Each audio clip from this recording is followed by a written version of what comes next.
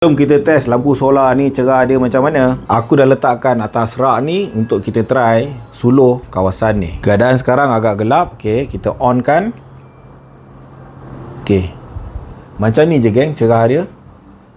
Lampu solar dia boleh pergi cerah yang macam ni. Dan kalau aku off kan guna remote dia, gelap dah. Remote ni kita akan dapat sekali supaya kita boleh pilih lah nak dia auto, bila gelap dia auto hidup ke, nak on kan, nak off kan, bila on dia akan 3 jam ke, 5 jam ke, 8 je, ataupun makin cerah makin gelap. Skru-skru dengan bateri ni pun dia ada bagi sekali geng, so tak payah takut lah. Nak pasang dia ni sumpah tak susah. Ada panel lampu dia ni pun dekat belakang ada kabel. Yang ini aku panggil kabel dia bahagian betina. Ibarat hidup dalam dunia yang fana, jantan dan betina ni kita temukan, cantumkan dan kita skru kasih rapat.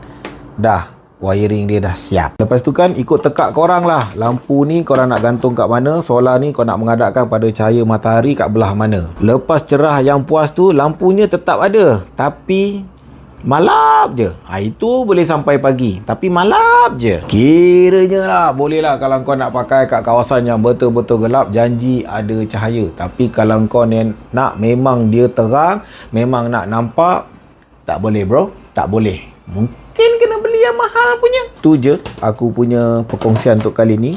Korang yang ada pengalaman guna mendalah ni, letakkan dekat komen.